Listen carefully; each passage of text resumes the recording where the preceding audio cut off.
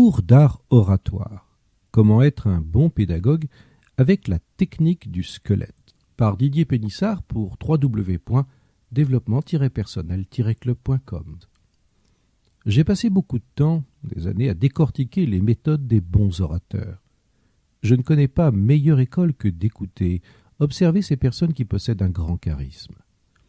Il y a un aspect que j'ai retrouvé chez toutes ces personnes, leur esprit pédagogique fixé sur un seul élément, une idée force.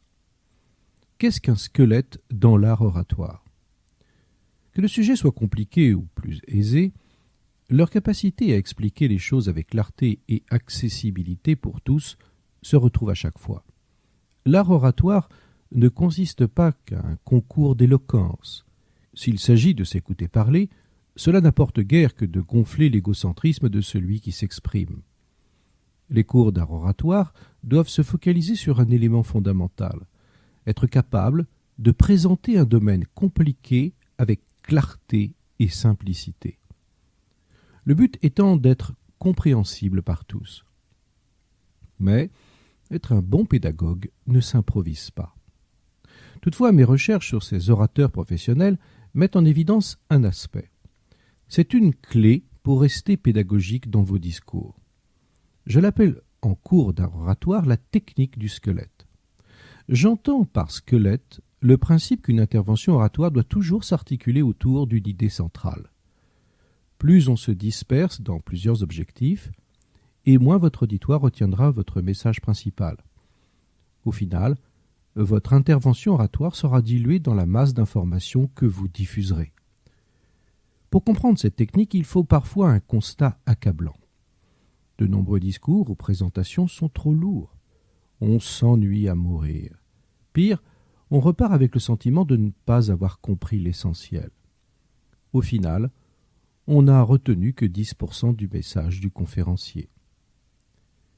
Les 5 fondations d'un cours d'art oratoire, être un bon pédagogue.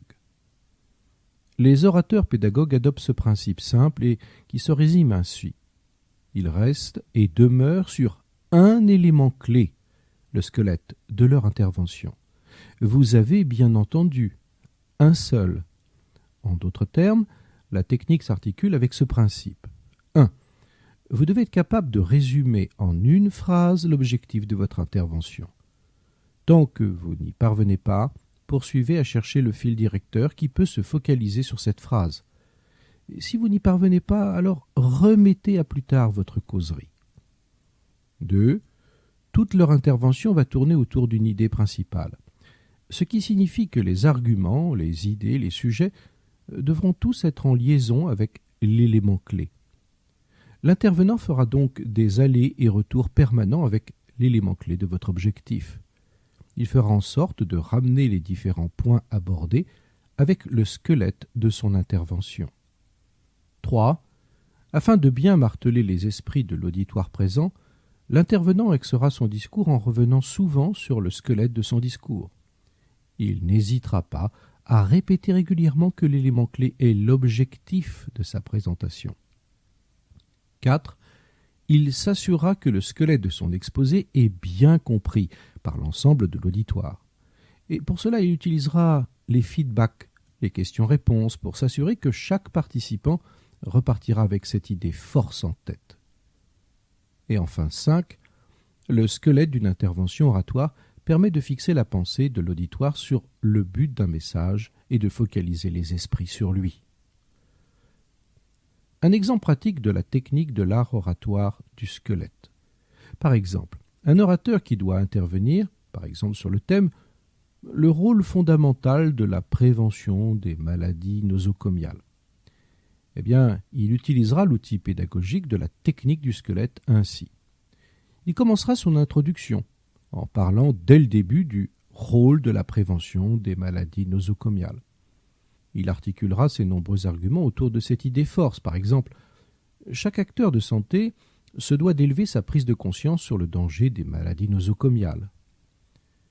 Les patients devront être aussi informés des mesures d'hygiène pour éviter les transmissions de germes pathogènes. La politique de santé doit prendre en compte ce problème à l'échelle de chacun des strates de l'hôpital, jusqu'au médecin de famille.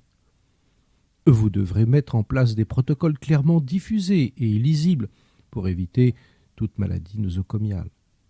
Quelles sont vos questions sur la politique de prévention des maladies nosocomiales, etc., etc. Être un pédagogue, c'est donc savoir répéter sans lasser. Je peux vous assurer que chaque participant trouvera matière à mieux comprendre et surtout à repartir de votre intervention avec une idée claire et précise de ce que vous voulez dire. Et ne craignez pas de vous répéter, car l'art de la pédagogie, c'est aussi la répétition.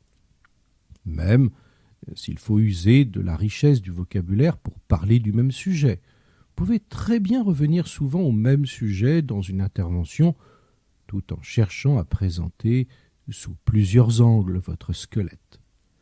Et c'est ainsi que l'on vous écoutera avec attention et plaisir, car c'est un des secrets de la pédagogie de l'art oratoire. Rappelez-vous ce principe simple. Ayez un squelette ou idée force dans votre présentation et revenez à lui pendant toute votre intervention. Merci de votre attention et si ce sujet vous intéresse et que vous voulez devenir un orateur de haut niveau, je vous propose la formation par Internet. Vous la retrouverez sur parleravec-aisance.com, parler avec aisance.com en un seul mot.